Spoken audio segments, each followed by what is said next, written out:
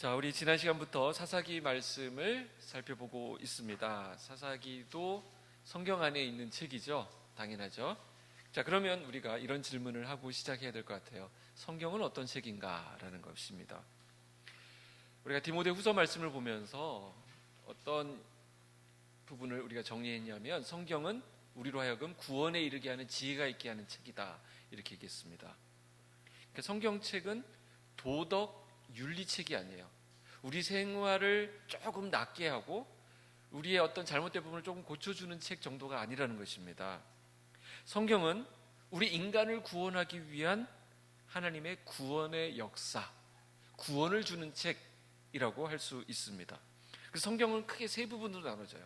창조, 하나님의 창조와 또 인간의 타락과 또 하나님의 구원, 구속이라고 하는, 그래서 구원의 역사가 창조는 창세기 1장, 2장에 걸쳐서 있고요. 또 2장에서 3장 앞부분까지 인간의 타락이 있고, 그 나머지는 전부 다 구원의 역사예요. 구속의 역사가 이어지고 있습니다. 오늘 사사기 말씀도 그런 차원에서 보아야만 합니다. 이스라엘이 실패하고 비참한 삶을 살게 된 데는 성경이 반복적으로 지적하는 부분이 있습니다. 이 하나님의 백성들이, 인간들이 실패를 거듭하면 거듭할수록 우리에게 어떤 열망이 더 차오르냐면 구원에 대한 열망.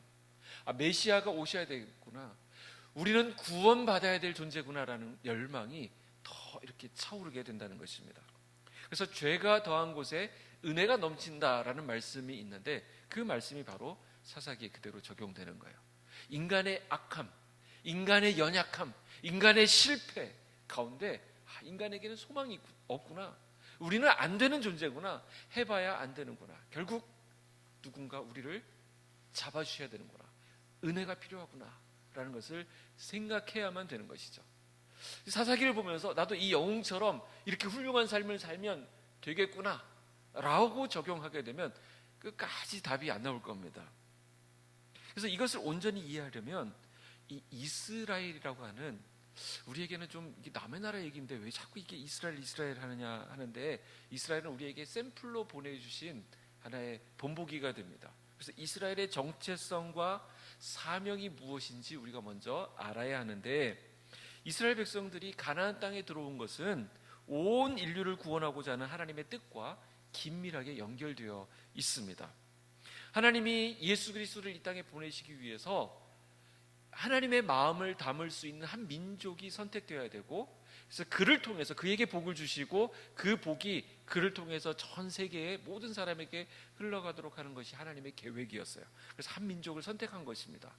이스라엘이 특별히 어떤 특기가 있어서 뭔가 잘난 부분이 있어서 그런 것이 아니라 하나님의 특별한 선택을 받은 거예요.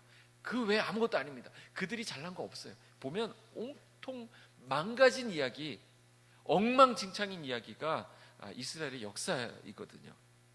그러니까 그들이 더 남들보다 뛰어나서 다른 민족보다 탁월해서가 아니라 전적인 하나님의 은혜로 인해서 하나님이 그 이스라엘의 조상이 되는 아브라함을 선택하셨습니다. 그리고 그에게 복을 주셨어요.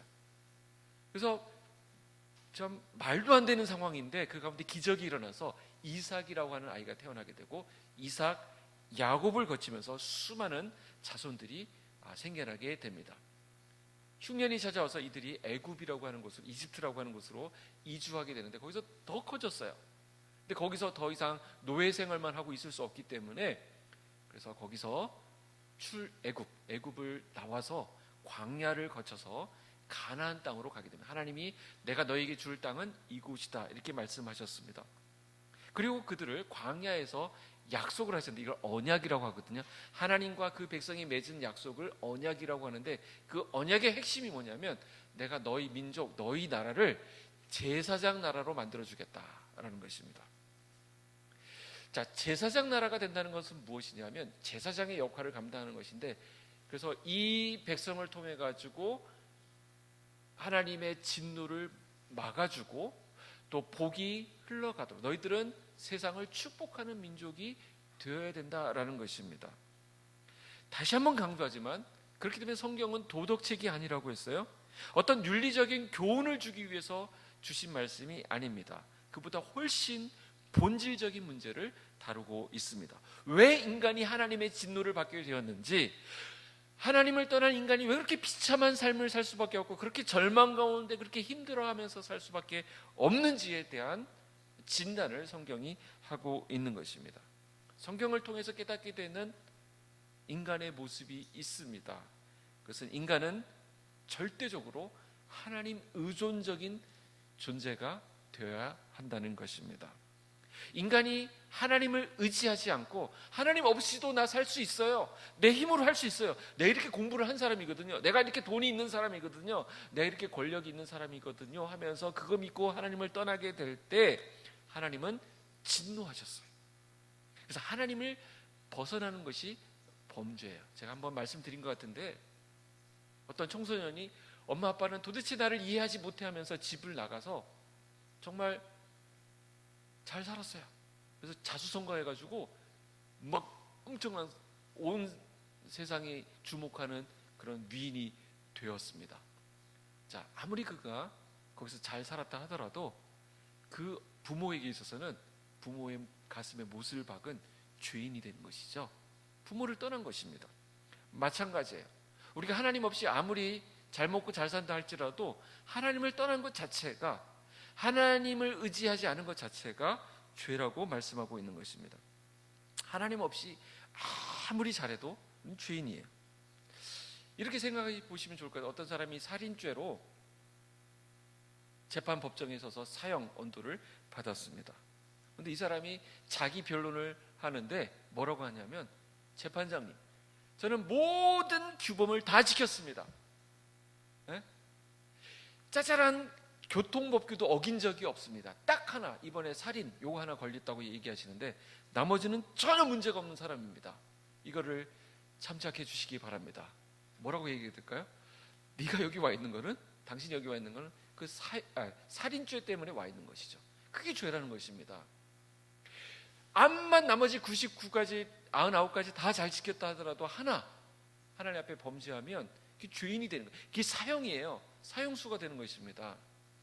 하나님이 우리를 보실 때 그 한 가지를 보시는 게 뭐냐면 하나님을 떠난 죄, 하나님 없이 내 힘으로 된다고 생각했던, 나를 숭배했던 그 죄에 대해서 묻고 계신 것입니다. 여기 어떤 죄 하나만 말하고 있는 것이 아닙니다. 죄라는 개념 자체가 인간 사이의 죄를 얘기하는 거 아니에요. 상대적으로 내가 더 낫다 못하다 이런 얘기가 아니라 하나님과 나 사이에서의 죄를 이야기하는 것입니다. 그렇기 때문에 하나님 앞에서 그 한 가지만 걸려도 사형이죠.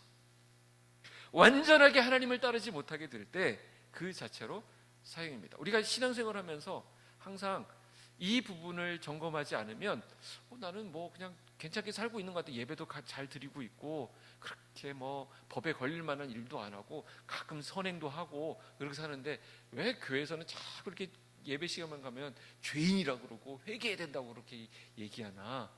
결국 우리는 그 하나님 앞에서의 죄를 얘기하기 때문에 그런 것입니다.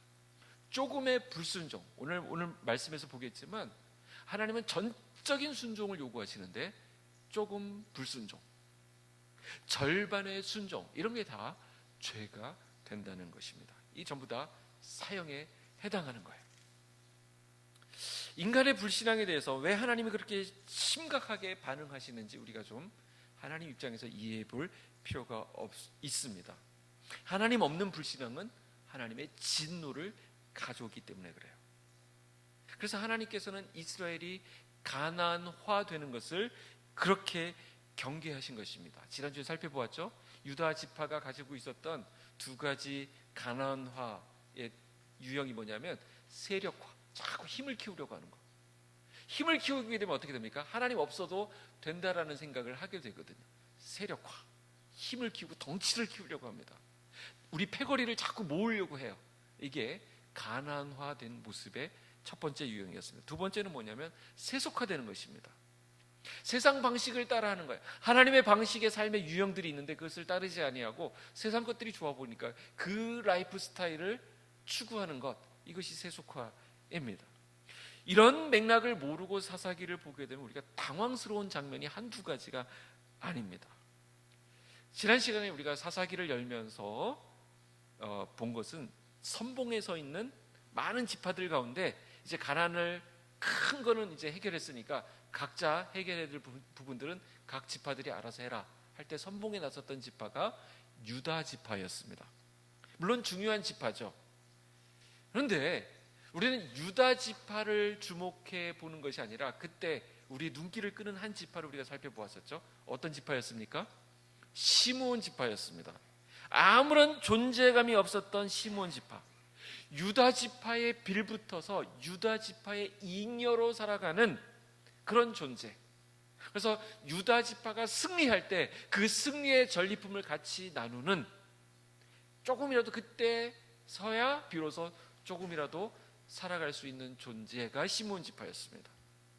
유다 지파를 통해서 오신 메시아를 통해서만 이제 그 메시아가 오신 것을 보고서 주제여 이제야 종을 놓아주시는도다 고백할 수 있고 안도할 수 있는 존재가 바로 시므온 지파였어요.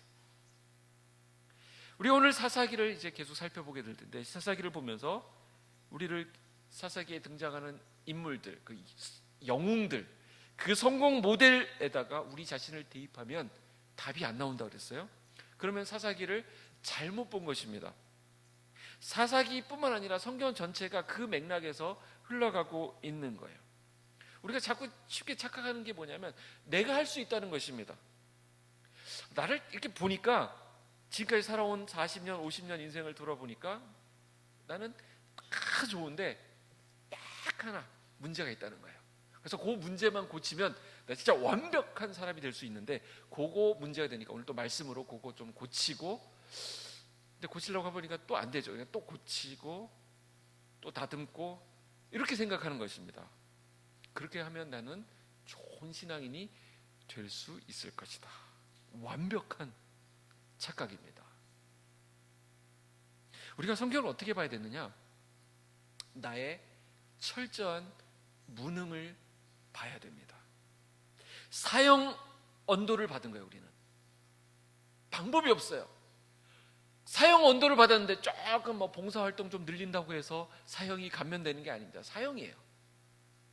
소망이 없는 해골. 그래서 이스라엘 백성들이 출애굽할 때 뭐 들고 나왔다고 그랬어요? 요셉의 해골을 들고 나왔다고 그랬습니다. 아니, 요셉이 어떤 존재? 애굽에서 입지전적인 인물 아닙니까? 애굽을 구한 인물 아니에요? 영웅 아닙니까? 그럼 뭘 들고 나와요? 요셉의 업적, 요셉의 공로패 이런 거 앞세워가지고 우리는 애굽이 인정하는 민족이다 이런 걸 쫙 내세우고 와야 되는데, 뭘 들고 나왔다고요? 요셉의 해골을 들고 나왔습니다. 해골, 나는 해골입니다 라는 거예요. 우리 민족은, 이 백성은 해골입니다. 해골이 뭐라 그랬어요? 골고다입니다. 이거 인정하는 거예요.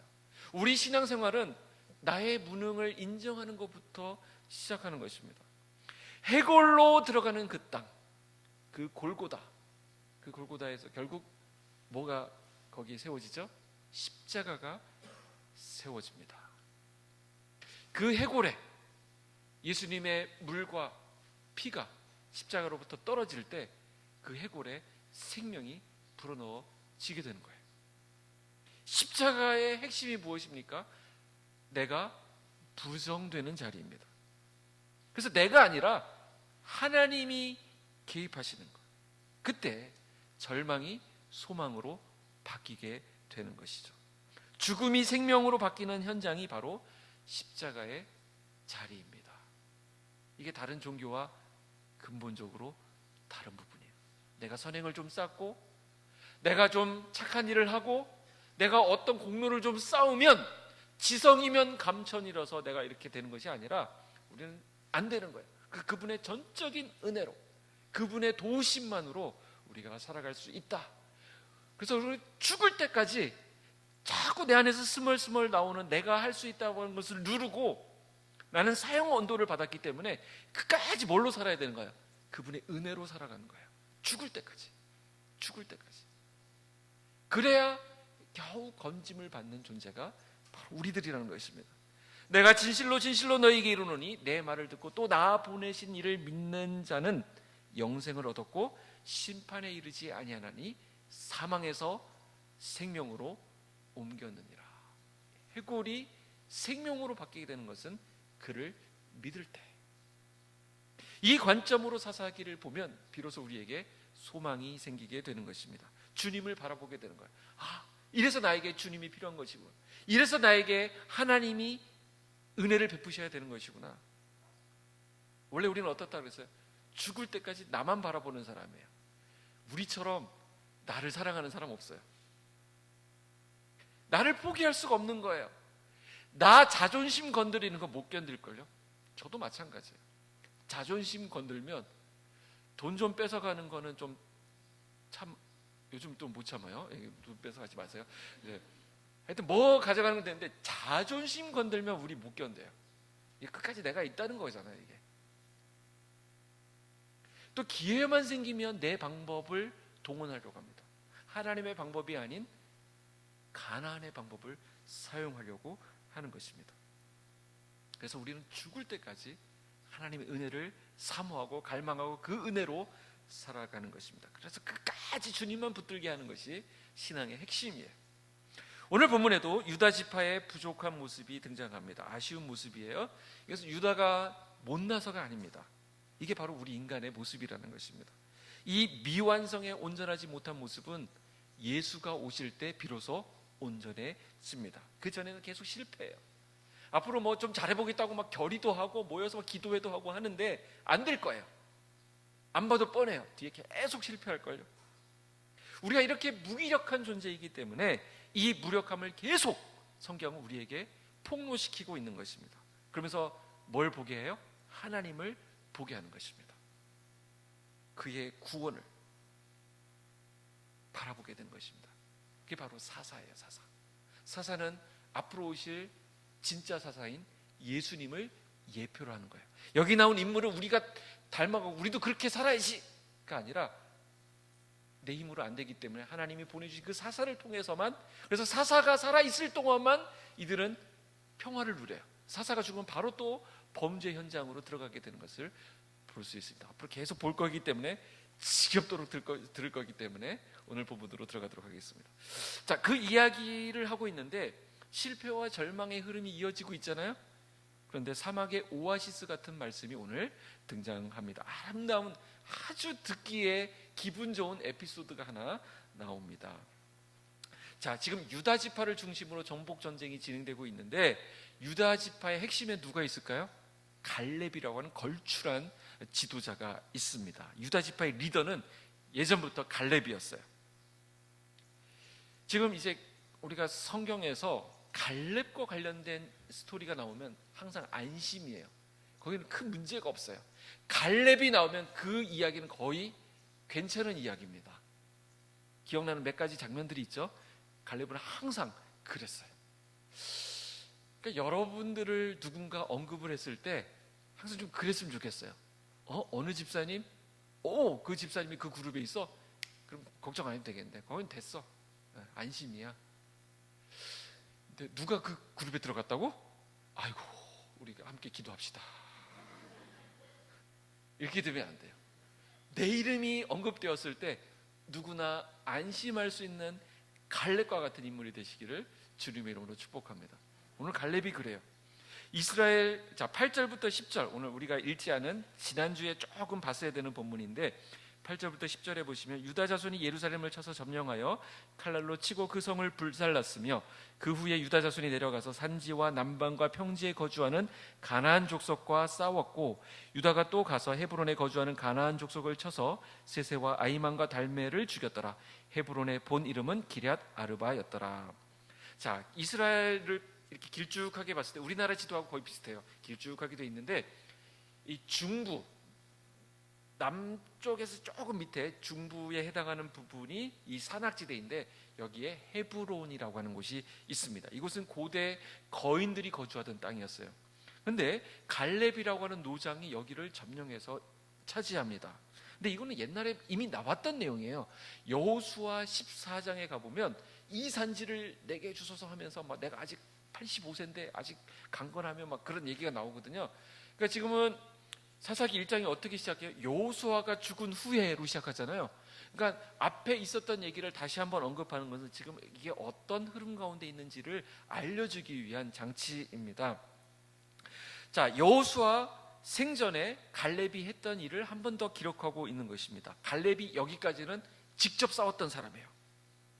그런데 그 다음 갈렙이 이렇게 보니까 갈렙은 아직 살아 있어요. 여호수아는 죽었는데 갈렙은 살아 있습니다. 그런데 그 다음 나오는 이제 중부에서 좀 더 내려가야 되잖아요. 기럇세벨이라고 있는데 그곳은 치지 못한 거예요. 갈렙이 직접 치기에는 너무 힘들어요. 나이도 들었고. 그래서 이거를 해낼 수 있는 사람들 공개 모집을 하는 것입니다. 그 내용이 11절 12절 오늘 본문 시작하는 거예요. 11절 보시면 거기서 나아가서 드빌의 주민들을 쳤으니 드빌의 본 이름은 기럇세벨이라. 갈렙이 말하기를 기럇세벨을 쳐서 그것을 점령하는 자에게는 내 딸 악사를 아내로 주리라 하였더니 그랬습니다. 자, 갈렙은 여호수아와 함께 젊은 시절부터 활약했던 아주 출중한 리더였습니다. 가나안 정복의 동지였죠.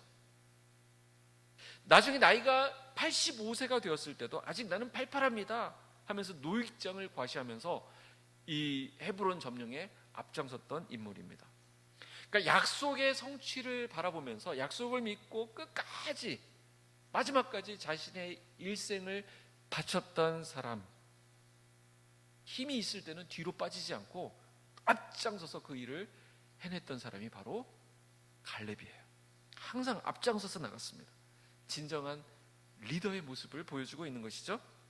그런데 세월도 갈렙을 비켜가지 않았습니다. 이제는 자신이 앞장서서 할 수 있는 때가 아니에요. 이제는 뒤로 좀 빠져줘야 될 타이밍이에요. 근데 갈렙은 그 나이에 그 노년에 자기가 할 수 있는 일을 하는 사람이라는 것을 알 수 있습니다. 어떤 일을 하죠?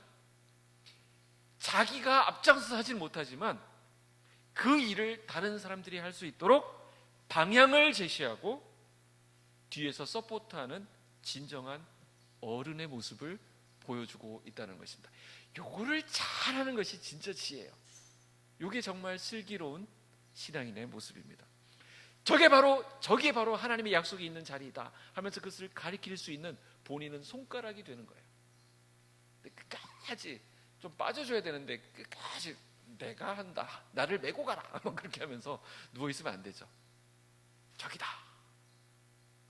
이리 가라, 내가 지금 달려오던 길이다, 이제 너희들이 바톤을 이어받아서 그 일을 해야 된다 라는 것을 알려주는 것이죠. 얼마나 멋있다. 우리 인생이 그래야 됩니다. 우리 자녀들에 대해서도 내가 지금까지 이 길로 달려왔다, 너희도 그 길로 가야 한다. 이제 너희들의 시대다.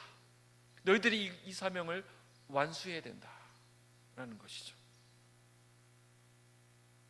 자기 대신 그 일을 계속할 장수를 구하고 있는데 지금 뭘 내걸고 있습니까? 다시 한번 보세요. 12절에 내 딸 악사를 아내로 주리라 그랬습니다. 자기 딸을 주겠다고 합니다. 악사라는 딸이 있는데 이 딸을 주겠다고 했어요. 아마 좀 매력적인 여성이었던 건 분명한 것 같아요. 왜냐하면 젊은이들에게 동기부여를 시켜야 되니까 충분히 동기부여가 될 만한 그런 매력이 있었던 것 같습니다. 근데 이거를 오늘 우리가 현대인의 관점으로 보면서 아니 딸의 의견을 묻지도 않고 딸의 인권은 어디 있단 말인가 이런 식으로 보시면 안 됩니다. 이 당시에 관례였죠. 아버지 입장에서 자기 딸에게 용맹스러운 남자를 남편으로 허락했다라고 하는 긍정적인 차원으로 보시면 좋을 것 같아요. 자, 13절 한번 보세요. 그랬더니 누가 남으냐면 갈렙의 아우 그나스의 아들인 온니엘이 그것을 점령하였으므로 갈렙이 그의 딸 악사를 그에게 아내로 주었더라 그랬습니다. 자, 여기 온니엘이라는 자가 나오는데 이 온니엘은 나중에 보면 좀 이따 나올 거예요. 이스라엘의 첫 사사가 되는 인물입니다. 나중에 정식으로 온니엘이 소개되겠지만 여기에 먼저 소개되고 있는 것입니다. 특이하게도 다른 사사들과 달리 온니엘은 프리히스토리가 있어요. 전 역사가 있습니다.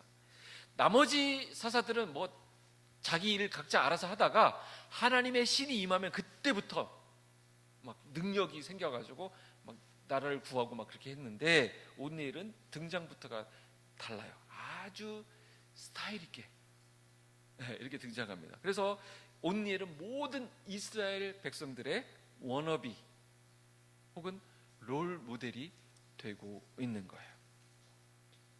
한번 보세요. 온니엘이 얼마나 로맨틱한 사람입니까? 멋진 남자예요. 미인을 얻기 위해서, 매력적인 여성을 위해서 자기의 목숨을 걸고 앞에 놓인 무시무시한 적들과의 싸움도 불사하고 있는 거예요. 이런 남자들을 만나시기를 주님의 이름으로 사랑하는 자매들 축복합니다. 근데 온니엘만 그런 게 아니에요. 악사도 보통 여자가 아닙니다. 오늘 이제 이 악사를 봐야 되는데 14절 15절 여러분들이 한번 읽어주실까요? 14절 15절 시작.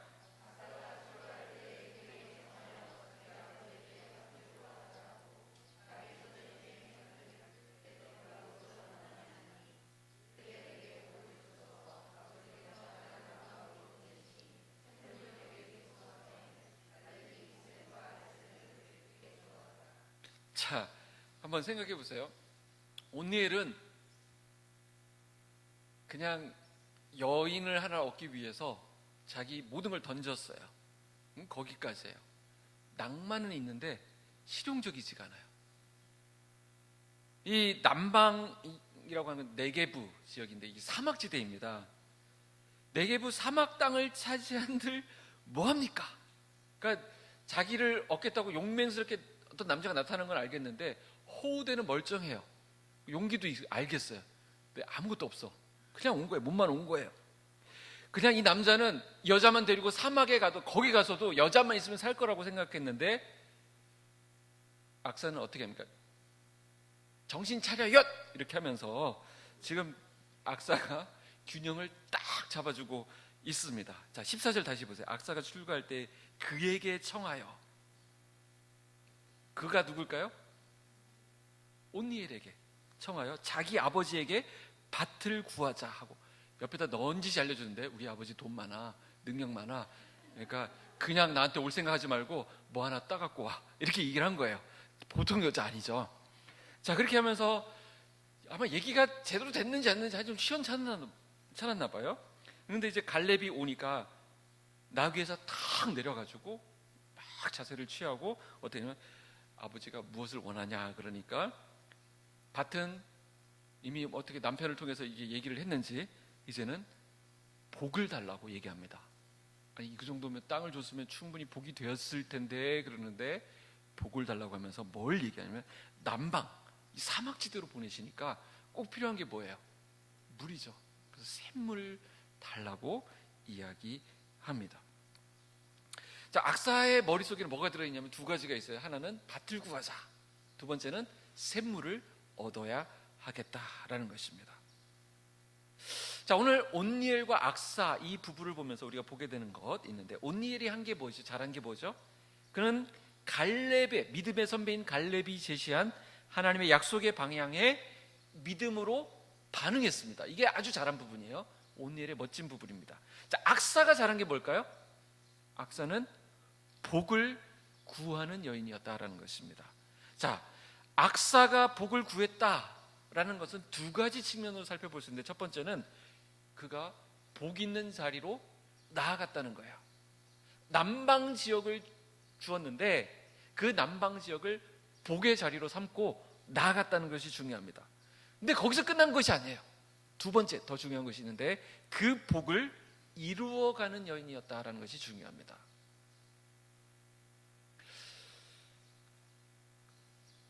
우리는 오늘 이 말씀을 보면서 우리 모두를 흐뭇하게 하는 스토리를 지금 보고 있는 거예요. 자, 복을 구하는 사람, 복 있는 자리로 나아가고 복을 이루어가는 데 있어서 핵심은 샘물이에요. 샘물. 이 샘물을 지금 악사가 붙잡고 있는 것입니다. 조금 이따 더 얘기할게요. 자, 왜 이 에피소드가 지금 소개되고 있다고 생각합니까? 지금 사사기는 점점 내려가고 있는 하강 구조의 이야기를 보여주고 있어요. 점점 실패하고 점점 망가지는 이야기를 보여주고 있는데 이거를 우리에게 하나의 샘플로 딱 아름다운 이야기를 보여주고 있습니다. 이게 바로 하나님께서 이스라엘 백성들에게 원하시는 모습이라는 거예요. 한마디로 가나안 땅 사용 매뉴얼이라는 것이죠. 하나님이 이스라엘 가나안으로 인도하시면서 그냥 생고생해라, 너희들 하나님의 백성이니까 좀 없이 살아라 하신 것이 아닙니다. 아무 재미없이 그냥 밋밋하게 살다가 그렇게 갈 존재들, 이렇게 우리를 부르신 게 아니라는 거예요.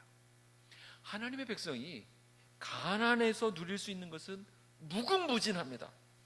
그리고 대단히 풍성해요.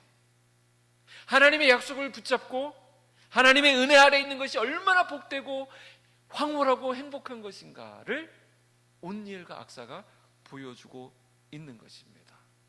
오늘 우리가 신앙생활을 하면 그렇게 생각을 해요. 우와, 이제는 행복 끝, 불행 시작, 억압, 이제 뭐 해야 되고, 이제 교회 나오기 시작했으니까 이제 주일 빠지면 괜히 찜찜해. 저도 그렇게 교육을 받았어요. 주일학교 우리 선생님이 주일날 교회 빠지면 천국에 가는 사다리가 있는데 그 벽돌 하나 빼먹는 거다, 계단에. 한 주만 빠져봐라, 이제 그거 뛰어넘으려면 엄청 힘들걸. 그래가지고 저도 그게 이미지로 박혀 있어서 주일날 교회 빠지는 것이 이제 천국 올라가기 힘들어진다, 이렇게 생각을 했는데, 이제 신앙생활 하기 시작하면 뭐 하지 말라 그러지, 뭐 하지 말라지, 뭐 이런 얘기가 있잖아요. 그러니까 막 이건 억압이다, 이렇게 나를 이렇게 억누른다, 이렇게 생각하는데 아니요. 우리 신앙 안에 누릴 수 있는 것이 굉장히 많습니다. 복으로 주신 것이 무궁무진해요. 제가 괜히 없는데 지금 있는 것처럼 지어내는 것처럼 보이세요? 가짜 행복으로 보이십니까? 이 안에 풍성함이 있다는 것입니다.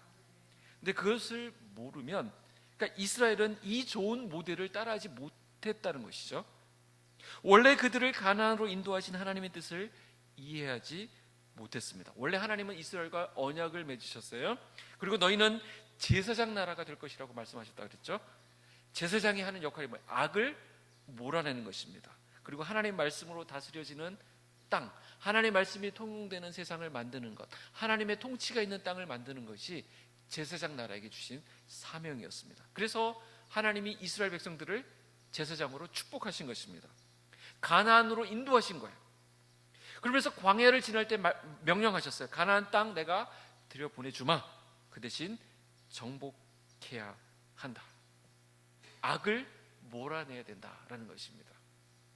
사사기를 보면서 우리가 불편한 것이 바로 이것이에요. 왜 하필 정복이라고 하는 거친 방법을 하나님이 사용하시는가? 왜 가나안 백성과 이스라엘 백성들이 함께 공존할 수 없었는가라는 것입니다. 어떻게 보면 하나님께서 이스라엘을 편애하시는 것처럼 보입니다.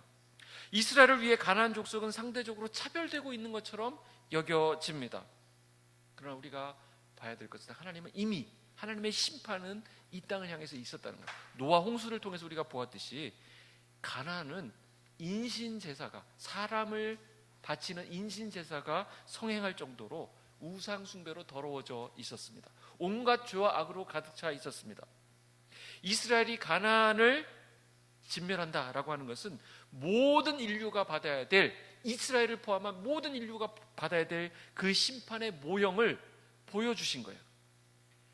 이 죄의 결과는 심판입니다. 하나님의 저주입니다. 이 심판을 하나님께서 이스라엘을 통해서 미리 보여주시고 그 가운데 살 길을 보여주신 것입니다. 그런데 이스라엘이 오히려 끊임없이 가나안화됩니다. 사사기를 통해서 이 부분이 계속 보여지고 있는데, 조금이라도 틈이 나면 이스라엘 백성들은 그들을 하나님의 백성으로 동화시킨 것이 아니라 자기들이 끌려갔어요. 영적 퇴락의 감염 현장을 우리 사사기를 통해서 보게 됩니다. 이 전염된다는 거예요. 전염. 세력화되고 세속화되는 것이 급속히 이들 안에 들어오기 시작합니다. 이 전염되는 거 무섭습니다. 꼭 안 좋은 쪽이 좋은 쪽을 전염시켜요. 제가 예전에 그 조그만 모임에서 이제 그 예배 인도를 하는데, 제가 웬만한 거는 음악으로 이렇게 끌고 찬양할 때 끌고 갈 수 있는 능력이 있다고 생각했는데, 대단한 음치한 분이 앉아 계셨는데 그분이 부르니까 제가 끌려가는 거예요. 제 음치를 보면서 느끼게 되는 것은 음치의 특징이 있는데, 첫 번째는 음치는 목소리가 큽니다. 음치는 목소리가 커요. 그러니까 주위를 아랑곳하지 않고 이렇게 자기 소리를 다 내는 것입니다. 두 번째 특징은 이 음치는 그러면서도 행복해요. 굉장히 행복합니다. 그러니까 영향을 안 받을 수가 없는 것이죠. 죄와 악으로 물든 가나안과 이스라엘이 공존하는 것이 그래서 불가능한 것입니다. 그래서 진멸하라라는 말씀을 주신 거예요. 이걸 못하면 너희들도 결국 우상 숭배자가 되고 너희도 같은 진멸, 이스라엘을 따로 뭐 특별 대우하시는 것이 아니라 너희도 똑같은 진멸의 대상이 된다라는 것입니다. 너희들은 제사장 나라가 없을 뿐만 아니라 너희 역시도 하나님의 진노의 대상이 된다. 오늘 가나안 세부 정복 전쟁의 선두로 나선 유다 지파의 출발은 굉장히 좋았습니다. 17절에 보면 스밧이라고 하는 곳에 가서 이제 진멸을 하는데, 그곳을 진멸했기 때문에 이름을 호르마라고 짓습니다. 호르마의 이름 뜻이 진멸하다라는 뜻이에요. 자, 이것은 진멸하라고 하는 하나님의 명령에 대한 순종으로 잘한 것입니다. 그런데 18절부터는 이 진멸이 점령으로 바뀌게 됩니다. 진멸하지 않고 그냥 점령하고 패권을 쥐는 것으로 그냥 바뀝니다. 근데 이곳은 점령했던 이곳은 나중에 블레셋이라고 하는 나라의 주요한 5 성읍이 되는데, 그 중에 3곳만 점령합니다. 또 2곳은 남겨놔요. 그 2곳 남겨둔 데가 어디라 그래요? 네, 가드와 아스돗을 남겨둡니다. 그러니까 거기 18절에 보면 가사 및 그 지역과 아스글론 및 그 지역과 에그론 및 그 지역을 점령했는데, 나중에 보면 가드라고 하는 곳과 아스돗이라고 하는 것을 점령을 못합니다. 자, 가드는 어떤 곳이냐면 거기서 누가 나오냐면 골리앗이라고 하는 사람이 가드 출신이에요. 또 아스돗은 어떤 지역이냐면 하나님의 법궤를 빼앗겼을 때 그것을 진연해 놓은 첫 번째 장소가 아스돗이라고 하는 곳입니다. 자, 19절 보시죠. 19절 여러분 같이 한번 읽어보겠습니다. 시작.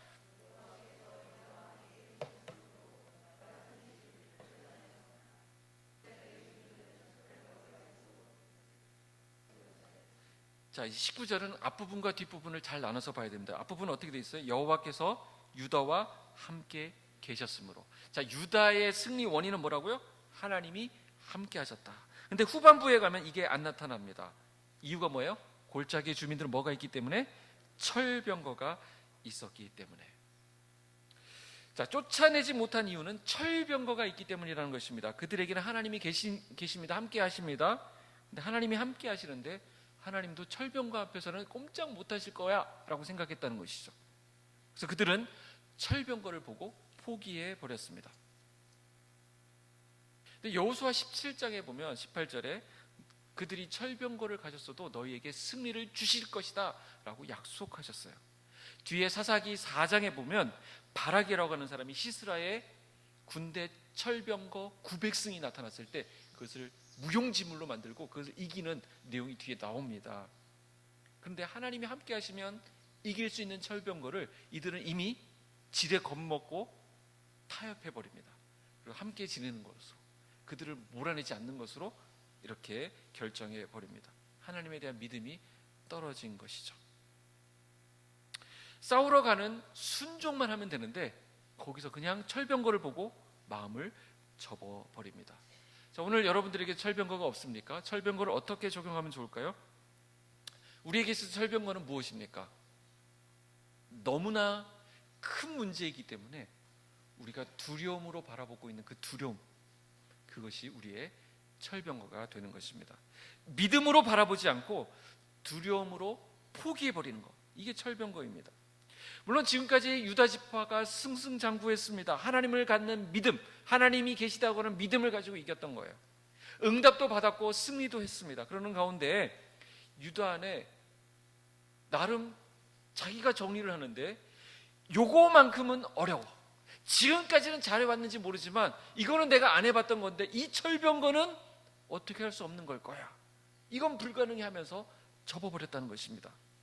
사람마다 다 철병거가 있는 거 아세요? 우리 집에 누구는 절대 안 믿을걸? 내가 전도한다고 해봤지만 우리 시아버지는 절대 예수의 예자만 끝나도 온갖 게 다 날라올 거야. 내가 갖고 있는 문제가 있는데 이 문제만은 절대 안 바뀔 거야 라고 하는 철병거가 우리 안에 있습니다. 그 이면에 뭐가 있다고요? 두려움인 것이죠. 두려움이 생기면서 거기서 딱 막혀버리는 것입니다. 근데 여기에 우리의 믿음이 적용되어야 합니다. 철병거를 볼 것이 아니라 누구를 봐야 된다고요? 하나님을 보라는 것이죠. 철병거에도 믿음을 적용해야 됩니다. 우리가 두렵게 여기는 그 대상에도 믿음을 적용할 때, 하나님을 대입할 때 이길 수 있는 것입니다. 철병과 같은 두려운 문제라도 하나님이 정복해라, 내가 너에게 넘겼다라는 약속의 말씀을 붙잡았을 때 그 말씀을 믿고 믿음으로 나아가는 용기가 필요합니다. 우리는 하나님을 신뢰하는 자, 내 힘으로 하는 게 아닙니다. 하나님이 하십니다. 나의 이 바뀌지 않는 속성, 그냥 기회만 되면 막 화가 치밀어 오는 우리의 그 못난 모습 있잖아요. 우리 왜 이렇게 화를 내는지 몰라요. 저도 왜 이렇게 쉽게 낙심하는지 몰라요. 이게 우리에게 다 있습니다. 이 철병거를 믿음으로 하나님께 맡겨드리는 것입니다. 철병거를 볼 것이 아니라 약속의 땅을 바라봤을 때 그 땅을, 그 복을 이루어가는 게 중요하다. 아까 악사처럼 철병거를 볼 것이 아니라 이 복을 이루는 데 있어서 나에게 필요한 핵심이 되는 샘물을 구하는 우리들이 되었으면 좋겠습니다. 내게 없는 철병거로 주눅들지 말고 하나님이 주실 샘물을 소망하면서 내게도 샘물을 허락하소서. 하나님께서 주시는데 샘물을 더블로 주세요. 1+1으로. 하나님 항상 하나 더 붙여주시는 특성이 있어요. 윗샘과 아랫샘을 주시는 거예요. 나는 이걸 구했는데 하나님은 더 풍성하게 주시는 그 하나님의 풍성함을 누리는 저와 여러분이 되기를 축복합니다. 기도하겠습니다.